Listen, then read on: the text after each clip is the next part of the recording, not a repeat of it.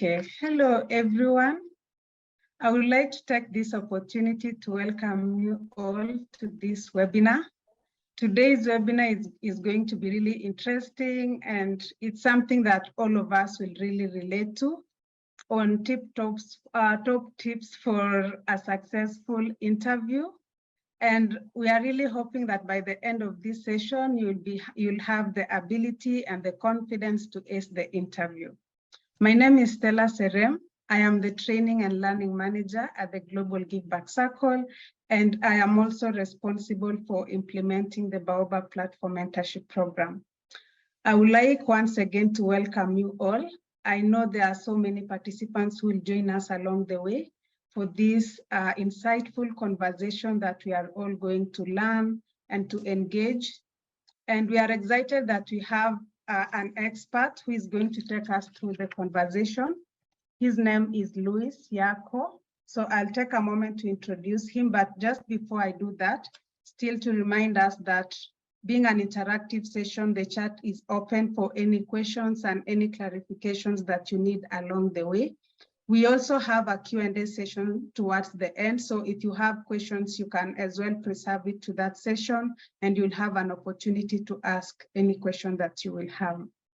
So welcome, Luis, to today's webinar. We look forward to engaging with you.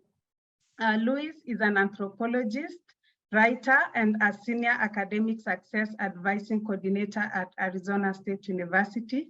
He holds a BA in English from College of Languages, Baghdad University, an MA in English from Lehigh University in Pennsylvania, and a PhD in Cultural Anthropology from Duke University in North Carolina.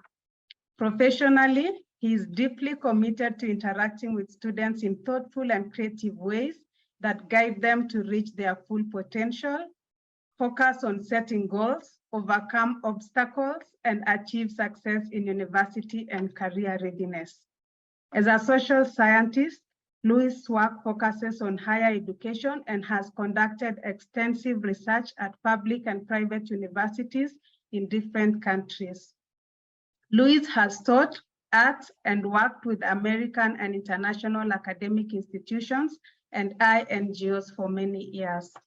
Such a beautiful profile. We look forward to interacting with you today, and over to you, Luis. Most welcome. Thank you so much, Stella. I appreciate this kind introduction, and I appreciate you being with us also today. And welcome to all of you here. We are really happy that you are with us today. So without further ado, let's begin because we have a lot of, really good stuff to do. And let me share my screen with you all as we begin. Okay, can you all see everything? I'm hoping here. This was the intro slide. And the first thing we're going to do is I would like to hear from you. And we have a small scenario that I would love to hear your answers. You can post your answers in chat to this question. As you see, your friend wants to share your LinkedIn profile in order to recommend you for a job at their company.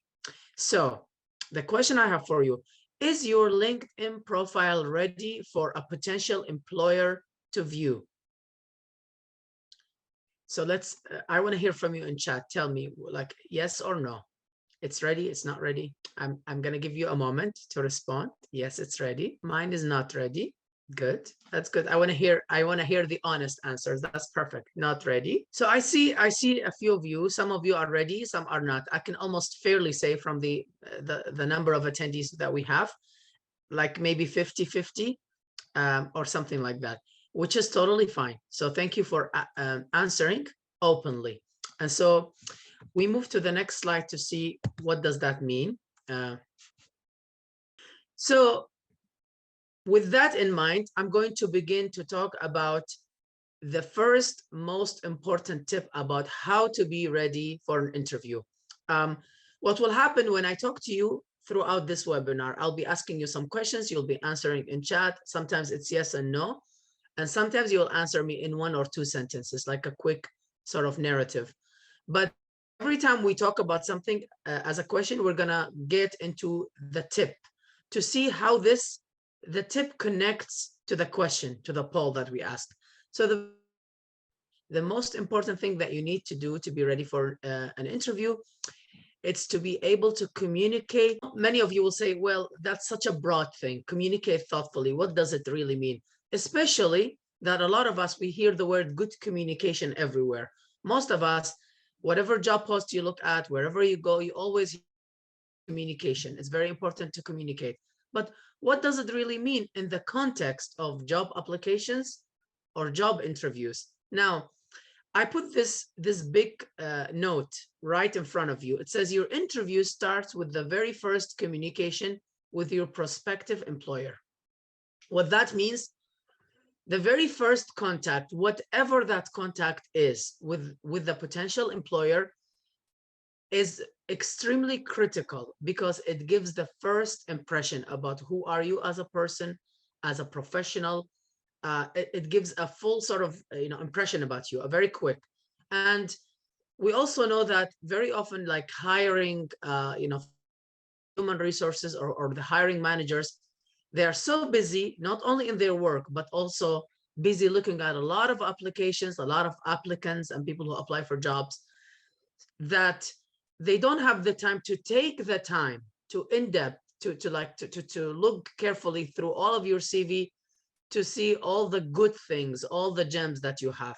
And so because of that, it's important that you try to keep your CV or your first communication with the employer very clear and very, I would say, as short as possible, so that they quickly get a glimpse of who you are. So that counts as communication, and it is really, really important.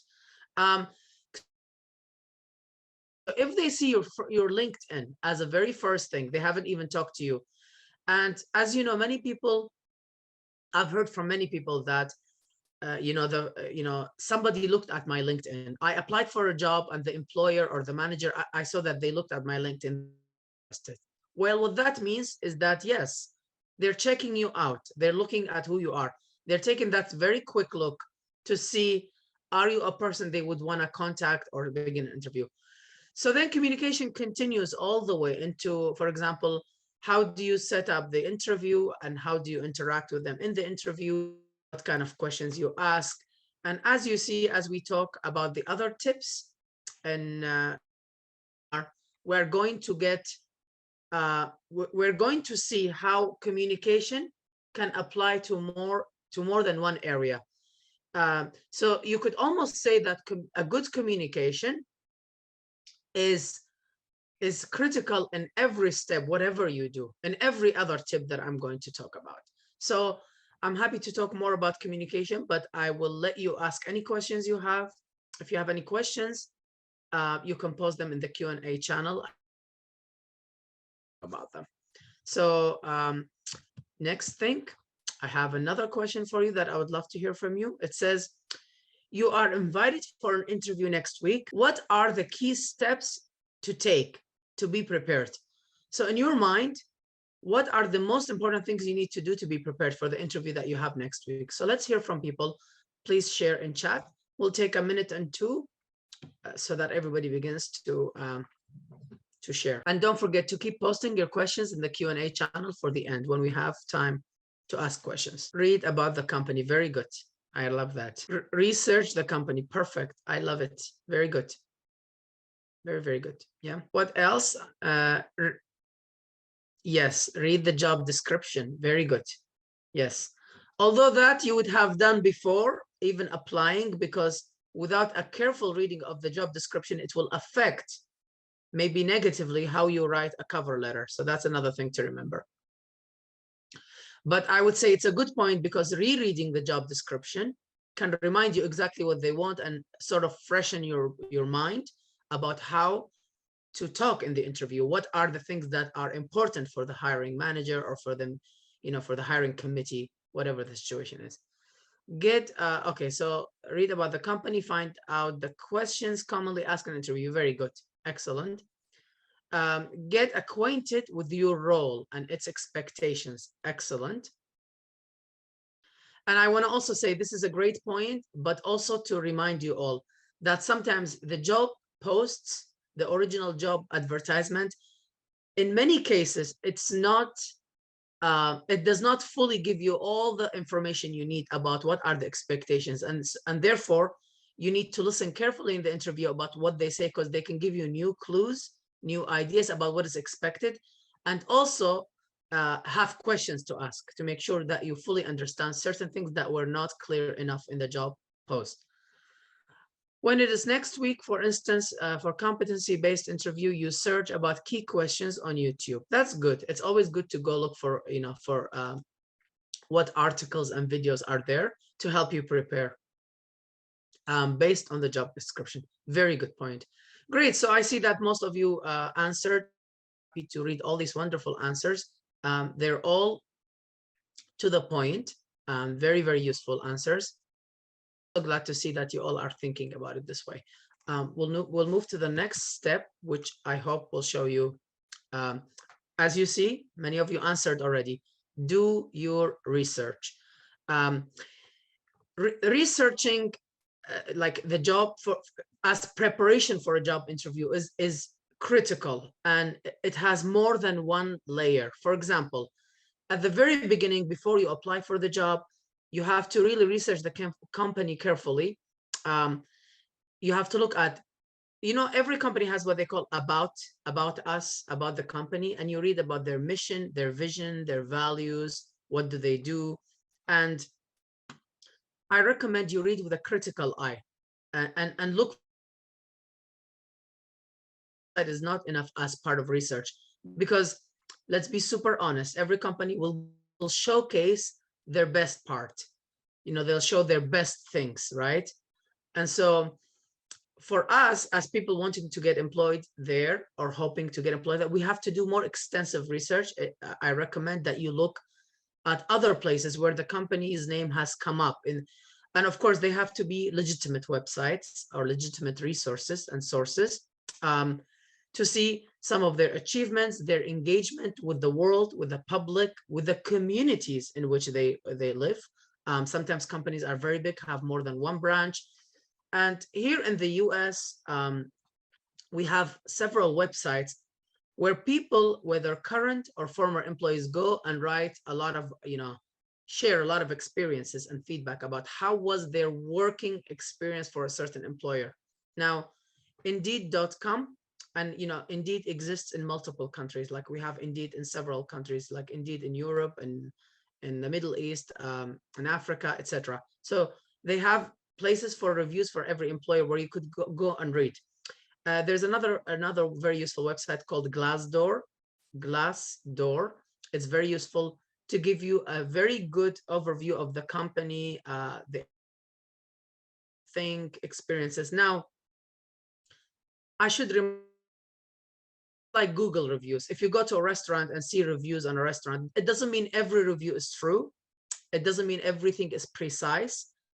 And again, you have to use your critical skills to read the reviews against the grain to make sure that you get the useful points and disregard what you think might be exaggeration or not a very helpful point. We have to be very wise and careful in how we read reviews as well. And quite honestly, as many of you might know, sometimes a place could have very good reviews and may not be a good restaurant to eat at, right? Sometimes you see, reviews could be in the middle, but then some of these reviews gives you really good clues about what to expect, and they might change your opinion even favorably for the employer. So do your research carefully in the company website,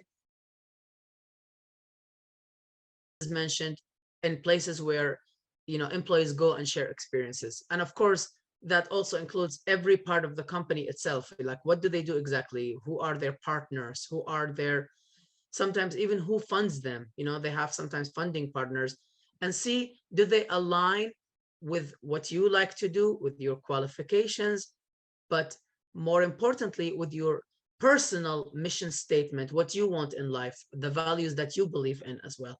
So all this should be part of the research. So not to spend way too much time on this again, but I will open this for any other questions you may have. Feel free to ask them in the Q&A, and we can talk more about it, how to do that research. but I'm glad that you all seem to be aware of that. Okay, another question for you, my friends. What does it mean to be yourself in an interview? I'm sure many of you have heard this over and over, like the best thing is to be yourself. Be yourself. You've heard it a lot.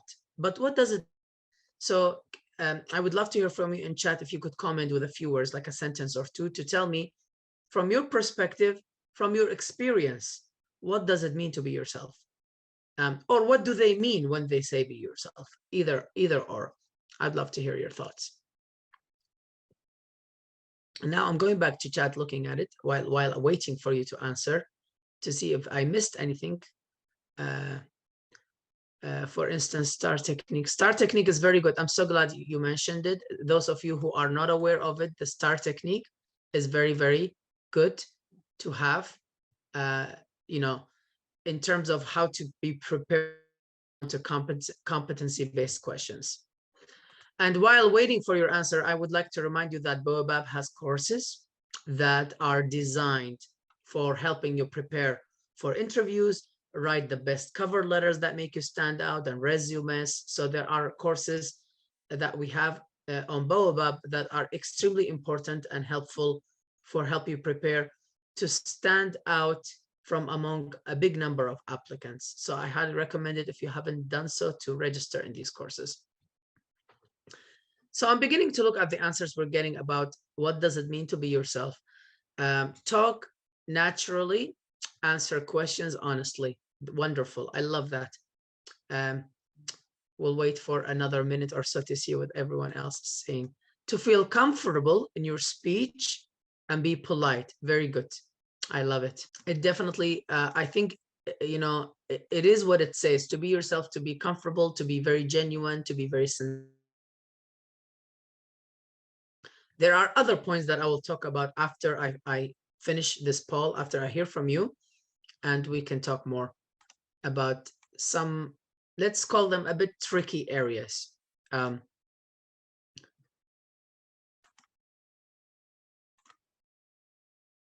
Any other thoughts? What does it mean to be yourself?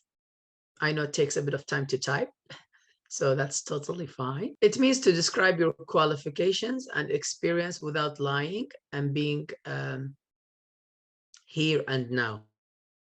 Very good. Very good. Actually, I love that you mentioned lying, because it happens a lot, believe it or not. And not to be always, like, not to be very harsh. It could be lying, pure lying, of course, but also sometimes what they call misrepresenting yourself, trying to make yourself look more than you are, or have done more than you should, just to get the job. And that happens, and it has a lot of bad consequences. We can talk about them. And you know, when we are not ourselves, when we exaggerate our experience, when we are not open and honest about it, what could happen is that they will find out, especially when moments, sometimes very early on the job, come where the thing we lied about is needed and we're not able to deliver, we're not able to do the job. And then the professional world is very big, but also because of technology and communication and how people move around, it's smaller than we think in some ways. Just, you know, like the idea that, you know, it's very easy to find out sometimes, you know. There's a saying that I really like. They say lies have a very short life. Like, basically, lies are short-lived, and it means they die very quickly and they're discovered very quickly. So it is really, it does a great professional harm for people to find out that you misrepresented yourself, or, you know, you were not truthful about something. So with that, I'm glad you all answered. It's really good answers. And if you have more thoughts, please share in chat, and then questions and Q&A at any time while we're talking. And so I'm going to move to the next one. And I'm going to talk more after this point. I'll talk about being authentic, which is part of being yourself. The very first thing about being yourself, actually, it means to be professional, but being your professional self. What that means, as some of you noted in the answers, every detail matters, every little thing matters. So that's why you have to be sincere and open and honest, no lying, no exaggerating, and no misrepresenting, right? But also the way you conduct yourself. You answer the questions to the best way you can and acknowledge what you know and what you still don't know, and there's an area to grow. And sometimes people lie or exaggerate their professional knowledge, for example, because they're afraid of rejection, or they think, oh, if they know I don't know this, they may not take me, right? But it's much better for them not to take you for who you are than to take you for who you are not, because that will eventually, like, if you are your best self, your genuine self, then they know what they're getting and they know how to nurture you and help you grow as a person. But the other way around might actually have a disastrous effect, right? So there's that part. Being professional also means, I want to remind people, especially people who are afraid, they say, oh, will they take me, or will I look good enough if I don't say this, or if I don't show that I have this? Well, it's not a good idea to have the mindset that if you go to the job or have a job interview, then you have to be perfect. You have to know everything so that you get the job. Every employer, every hiring manager, they know when they are interviewing people, especially if you're a junior or beginning your professional life, they know that you don't know everything. But they decided to interview you because what you know, what you have demonstrated on your resume, assuming it's accurate, is very appealing to them. It's something they feel is a great contribution already. So I want you to always remember, and this is a very good thing to remember, the very fact that they invited you for an interview, it means that they are seeing a lot of hope and promise in you. So they are believing that you have enough to begin with. Now, the interview is a way to cover letter, and that you have the things that you say you have.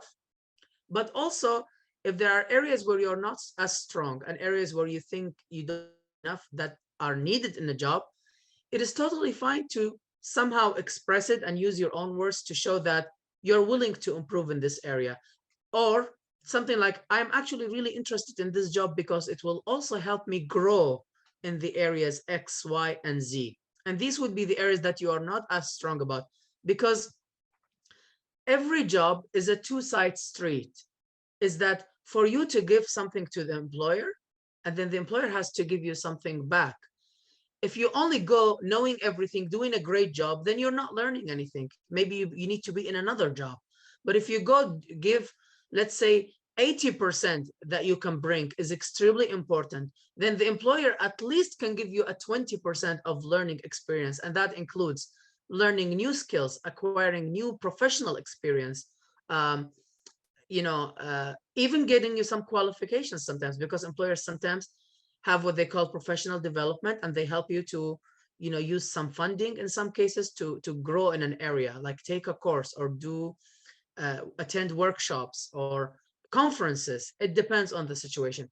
So I want to simply make this very easy for you, and basically stress-free, by reminding you that you need to enter every interview with the mindset of, I can give, but I also would like to acquire certain skills and take back.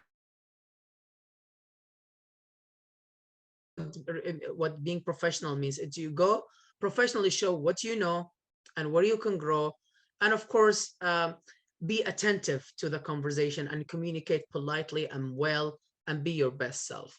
And before moving to the next slide, I just want to make sure that it's about chat. Controlling well your own verbal communication and body language. Very good. I love that somebody mentioned body language. Remember, the very first tip was body language, was communication. And we know from research that a big portion of communication between people, including people in interviews, of course, is not done through verbal communication. Sometimes there are many situations when the biggest portion of the communication happens through body language, through certain cues that you have to be aware of other than the verbal. So that's why it's really great to be attentive to the body language, as you say here, and also what they call to have emotional intelligence, which means to be aware about how people feel, how how they react to certain ideas, to certain things, or to you as a person, or to other people. Sometimes people will answer you in an interview for a question you have. It might be a very diplomatic answer, but it could, if you have the intelligence to read behind the lines, it could give you a clue of what to expect, you know, for better or worse, either way. Sometimes when you are interviewing, you can tell from the body language of certain interviewers that they, you know, there's something that is not quite right, you know, or they're not happy maybe in what they're doing themselves. So being attentive, being able to read the body language is a very important skill to have. Now, although I just said this, I also want to warn you not to overread. And I've had a lot of people and students chat with me over the time, people who have interviews, and this is a real story. Example, one person I know applied for a number of jobs, and the job that they really liked, they felt that the interviewers were very cold and not reacting so much. No, you know, the eye contact was very neutral. And so the other job, which was their second option, they also interviewed for, the interviewers were very clearly liking the person. They were very happy and showing in their eye contact and all of that. And then another job, which was the third on their list, like the third preference, the interviewers were also very happy and nice, but the person wasn't sure if that was the right fit. Now, what I told them, I do not overread the hiring committee. They are required to be professional from their side by not giving you any signs, to give you mixed messages, not that they love you or hate you, but be neutral. Unfortunately, some people are not very good of being neutral. They can come across as unfriendly or not wanting you. And that can happen. It all depends on the person. It's very hard to determine or to have a recipe for this. There's no one way to do this. And so what I recommend is that you do not exaggerate and do not dwell on it. That just because people were neutral or not smiling too much with you or not friendly, just that they didn't like you. It could be that they really like you, but they also don't want to mislead you in any way, because maybe they have other candidates to interview. Maybe they really like you, but they're waiting for others and see how things will go. So going back to my friend's scenario, the person who was consulting me on the while they were interviewing, from the three jobs in preference, and like, remember, number one, their favorite, number two, second favorite, three, third favorite, they actually got the first offer from number two, people who they really liked, and the person, my friend, liked the job. They got an offer. So of course, here we can say in this case, there isn't much surprise. They could tell they liked them. They liked my friend, and my friend likes the job, and so there was an offer. In the third case, where they were very friendly, my friend did not get an offer. And then the first one, the first preference, the first favorite job was the last one to come back to hear from, and they got an offer. And that's exactly the job that they wanted. So I'm giving you this case of three examples, three interviews, and to show you that we cannot make those assumptions. We can be, you know, to a certain extent, we can try to read and be intelligent. At the end of the day, the most important question you should ask when you interview, you should not only let them interview you, but you also interview them, the employer, in your head. And you can interview them by seeing all kinds of things and clues and what kind of questions do they ask? Do they ask smart questions? Do they ask questions that make you feel that you really are going to go there to make a difference and that you're going to contribute? They value you as a person who brings contribution. So you can interview them in your head. And then the second way of interviewing them, asking them questions at the end. So all of that could be very helpful. Moving to the next slide. And we talked about this already while some of you were answering about being authentic, which simply means to let your passion shine and be yourself. And many of you, I'm very happy to see in the chat that you're aware of this. But there's one more side of this that I would like to share with you. I've seen many cases, and many people think that being authentic or being yourself means that you can say whatever you want. In professional settings, especially in an interview, being yourself does not necessarily mean to being very personal. It's not about your favorite food or, excuse me, it's not necessarily, your most sort of, your as like your favorite food or what you do for a hobby, even though that might come sometimes, but being yourself in an interview means being your professional self, and how you professionally and socially as a person is the right fit for the job, company and its culture, and for the team that is interviewing you, that eventually you'll be working with. And to be yourself means to show them how the self that you have as a full, complete self, professionally and socially, is a right fit for the company and the culture and the team. And of course, in that regard, in that sense, being yourself should still be measured professionally. You should still be professional while yourself. And I hope that's not very confusing, but if you have questions about what that means more, or you have more, let's say, ideas, please do share them. But being yourself doesn't mean just being totally like friendly, all over the place, saying whatever. That's not exactly what it means. It means showing how you as a person, as a full person, including like how the professional and the personal in you connect together to make contribution to the company and to fit within the culture. So I hope that's clear, and happy to hear more if you have questions. Now back to you. This is a yes, no. So it's a very easy one, I hope, to answer.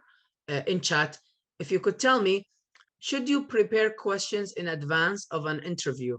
I kind of cheated and almost gave you the answer to this one, but I still want to hear from you. Yes, no. Do you think you should have questions at the end of your interview to be prepared in advance before you go to the interview?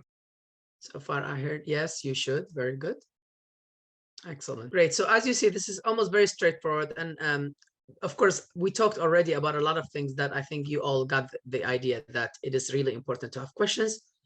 But this is one of the top tips for being prepared for an interview. So of course, the answer is yes, you should have questions, even if you end up not asking them, because sometimes you cannot control how the interview goes. And I've been in situations where there was only like 30 seconds left for me to ask a question, and then I had like 3 questions. I had to ask the one that has the shortest answer, because they need to go, and you need to be also, part of being professional is to respect the time, right? So having questions is a great idea, and then asking them in the first interview or the second interview, that's a strategy. So you have to have a list of questions, and the questions should not only be logistical. That's what I want to talk more about. So the answer is yes, and what you ask can really influence the outcome of the interview. So then you have to think about the questions that you need to have as logistical questions. I would say something like content questions. It means related to the actual work that you will do. And sometimes you can have bigger questions, but those bigger questions shouldn't be too big. For example, the strategy, the overall strategy of the unit or the company, the goals, even the challenges of where they are. And you can frame it in a way, well, I'm interested about what kind of challenges you are tackling right now, in which I could, or my role could contribute, something like that. But be strategic in asking your questions, whatever they are, depending on where you are in the interview. So for some employers will have 3 interviews. Some will have 1 interview, by phone or virtual. Nowadays, virtual interviews, it's a common thing. You'll be doing a virtual interview like me talking to you right now. And then sometimes you'll have the in-person interview. And there are cases for remote jobs where you don't have any in-person interviews. You have all your interviews virtually, and then you get hired. In fact, for my current job with Arizona State University, I did not go on site for an interview. I was interviewed 2 or 3 times and took some tests, but I did not go in person. And, I've been doing this job for the last 5 years. It all depends on the kind of job. Going back to your questions, your questions have to be very strategic when to ask them. For example, questions about salary in the first telephone interview it's not a good idea, because ask you what is your salary expectations. It's not the right time to ask immediately about the salary, because the first interview tends to be an interview to check your qualifications, to check as a professional, and you could think of it as a screening, but as an initial sort of entrance into the second step of seeing whether you're going to make the second list or the short list of the people they really like. So it's not quite the time to talk about the salary, as I said, unless they bring it up. And if they do, then there are different ways to answer that. And if you guys have questions about how to answer salary questions, feel free to the Q&A, because that's a whole different territory. But I'm trying to focus more on the questions, how and when to ask them. I think in the view, it's very wise to focus on questions related to the job, to the company, what you do. And the more your questions are not cliche, taken from, like videos or articles online about what to ask, the better it is going to be for you. By that, I mean, I'm not saying you should neglect the advice you read online in an article or YouTube video about how to prepare, how to ask questions. They could be useful. Them copy, paste. Try to listen and learn from them, but then look at the job that you're applying for and look at yourself and say, what do I really need to know about this job that will really help me, not only to do well in the job, but maybe to prepare for the second interview? So this is one very useful question you could ask yourself. Because the second interview or the third interview, they become more intense, or let's not, if intense is it's a big word, you can also say in-depth. I've been in interviews where I'm a finalist, where you have 3 hours or 4 hours meeting different people and talking in details about the job. In that interview, you would want to be very know exactly, your things, your expertise, your skills, and what they do. But sometimes to prepare for that, you can ask questions from the first interview about the company, about the job, that could help you prepare for that, right? So be strategic, have questions, and definitely do not only have logistical questions about when will I hear from you next. And the reason why I encourage you to not only have logistical questions is there are 2 reasons. The first one, most of the time, logistical questions get answered by the interviewer before you even ask them. They'll say, well, thank you very much. It was great to have you here. The next time we'll be in touch within 2 weeks and you'll be hearing from us, etc., etc. They give it to you before you answer sometimes. Now, the second thing, in your first interview, you don't want to show that you only have the cliche logistical questions. You want to show them you are interested in itself, and therefore you have questions about the job. So I hope that's something that you all remember. And the other takeaway from this big tip is that be strategic in asking the right questions in the right interview round, whether it's the first interview, second, or even third, right? And sometimes some jobs will have tests that you have to finish, some of them have personality tests. And of course, that's already done separately. It's not an interview. It's like you go and take the test. It depends on the job. But be very careful with questions. Do have questions, and make sure that you don't only have logistical questions. So with that, my dear friends, now it's all yours for whatever time we have left, and I'm going to do my best to actually, to cover everything that you have. I'm looking at a lot of chat that we have. I'm just making sure that I didn't miss anything. By the way, as you see, we have something going on this coming Friday about salary negotiation. So this is a perfect moment, actually, to encourage you to attend our webinar. We have this coming Friday webinar talking about being smart in negotiating your salary. And quite frankly, this is something I myself had to learn, to really learn how to negotiate, because I come from a culture where it's a little bit difficult to talk about money. We are raised to think, oh, money is not everything, or be careful how you talk about it sometimes, or it's a little embarrassing, right? But then work is work and being professional is being professional. And when there is a moment to discuss and talk about salary, you do need to get what you're worth.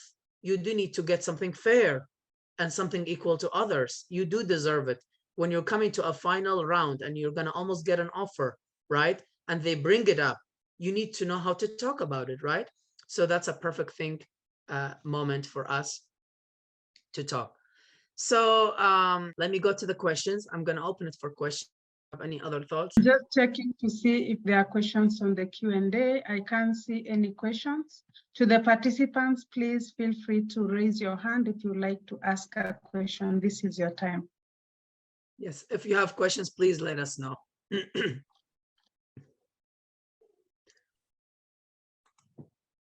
We'll give it a moment to see if anybody has a question. And I do hope that these tips were helpful and the information that was offered was something that just made you think again about certain things as you prepare for your career.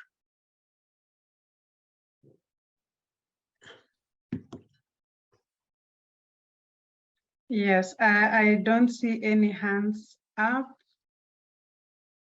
Okay, so maybe also to take a moment. I see one hand up. Okay. Vera, you have a question? Okay, I can see Vera. Let me just try and see if I can unmute. Yes, I've allowed her to talk. Please go ahead and ask your question. Vera?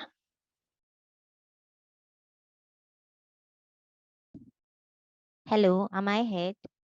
Yes, we can hear you. Yes. Please, regarding the point on being yourself and be as authentic as you are. Mm-hmm. And then you spoke about making eye contact. Trying to Very good question. really clear. Is it that you're supposed to really like get to their eyes or? Yes, I love that. Can you all hear me well? Stella, am I being heard well? Yes, we can hear you. Okay. I love that you asked the question about the eye contact. It's a very, very good question. And I guess the anthropologist in me will have to talk a little bit about this. I think it depends on the culture. And that's why knowing the culture of the interviewer and the company matters, but also the culture in which you are working. And I know in some cultures, depending on the power relations, sometimes if the son or the daughter look into the father's eyes, it's considered rude. You have not to look at them and listen, right? And sometimes, but there are other cultures where if you don't look or do the eye contact, then you're considered rude. It's almost the opposite, right? So we have the, and for example, when I was growing up in the Middle East, looking at the teacher was considered like a little rude. Like, you don't just look like this, you have to show respect and kind of avoid eye contact. And if you do eye contact, it has to be very limited and very kind and respectful and so on. So the answer depends on the culture in which you are operating and what are the norms of that culture. And we have to be very aware of that. And if I can speak, for example, for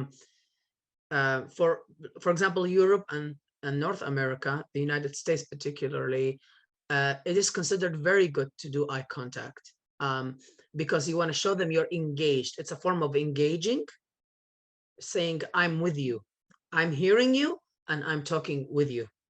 So that is not considered rude. And if you find yourself, for example, interviewing for a company, let's say is American or French or whatever, right? A company that you want to work with, then you should be making eye contact. If you're interviewing for like a local employer, I don't know the exact norms in every country, but as I said, I know that eye contact has different cultural norms. Then you would abide by the norms that the culture, finds respectful. It's as simple as that. So of the company or the people you are going to work with. And sometimes we have of that, and of course that applies to them also. I think increasingly a lot of sort of international companies or NGOs are becoming more and more aware that people have different ways of of talking and doing and expressing and even writing sometimes. For example, some languages we are more like some languages expressive and say more details. Others are more to the point. I remember, for example, comparing the languages that I know, for example, getting emails in English at work, they seemed very short. And in my head, I'm like, oh, they are so cold and rude. What is this? They will just say done, or just without hi. Is this done? Is this finished? So to me, that was shocking at the time. But then I learned over the years that there's a specific culture, uh, like people can be much in a hurry, or they say hi once in the first email, and then after that it's all very direct talk. Did you finish this one? Well, this is due on Thursday, let's do it. Like hi was once and it's done. So like it all depends on the culture, and being aware of it is a very good idea to to do that. I also see another question here, Stella, I think in chat. Yes, I can see a question on the chat. Tell us about yourself. Can you please provide different ways and content of answer you are supposed to provide? I know our time is running out, but do you want to take this quickly? Yes, I will take it. It's a really good question. And remember when we said about asking questions or answering questions, tell us about yourself is a common question, and people find it difficult because what do you say, right? And also questions like, where do you find yourself in 5 years and all of that? Like, how do I answer that, right? Tell us about yourself. And then the other one that's hard, tell us about your weaknesses. Oh, what do I say? So tell us about yourself basically means, who are you? Again, as I was saying, when I was talking about who are you as a professional and as a person, tell us, like, for example, I am an anthropologist. I research this. I care deeply about this. I've worked in this area because for me, I really care about these values and I care about helping these people. And I recently, I took 3 courses in this skill because I've learned from experience that having these skills can be very helpful in doing this and that. I care deeply about my community. Now, you notice this is not about my qualification or degrees. I'm talking about some of my values also, right? So that's what telling about yourself is, the professional and the personal, and how the personal is part or feeds the professional in you, and how the professional is informed and nurtured by what kind of person you are. That back and forth, right? So you are being personal, but personal to the extent of showing them why you do the things you do, why you care about the things you care. You see the example I gave you, I'm an anthropologist. I took these courses because I care about this. I volunteered recently. And by the way, this is actually true. It happened for me. I mean, I've done it for real. I volunteered to teach immigrants English from different countries from all over the world because I really love it when people communicate and it helps them to grow and get better jobs when they're able to. So I decided to volunteer some time to teach English, etc. So this is all showing them as a person what skills you have and what values you have and what do you do with them, how you serve yourself, your profession, and your community. That's what it means. And same thing with questions like, what are your weaknesses? You're not going to sit and say, well, just try to make it look good. That's cliche. Don't just sit there and say, well, my weakness is I love working too much. I mean, that's a very typical. They will know that you got that from online advice. What they mean by what are your weaknesses is, what are areas that I really care about and I think are important and I want to grow more in. Or something that I want to do, but I still haven't had the time and the resources to do, and then I'm looking forward to learning. So you can always package it or frame it. I don't like the word packaging. Framing is a better word. Frame it as an area where you want to get better and improve and learn more. And there's nothing wrong to tell anybody, not even an employer, that there's an area or growth that you want to do. And honestly, when people see that, they see all of us have areas to learn and grow.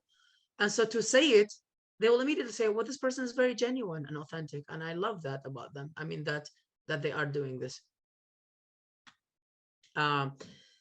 So I hope that answers the question. But these, what seem to be the big common questions that are scary, they're not as scary as we might think. It's just finding the way to answer them authentically and professionally. And this is why I focused a lot on this. If you remember, we talked a lot about professional, authentic, that dance back and forth. Okay.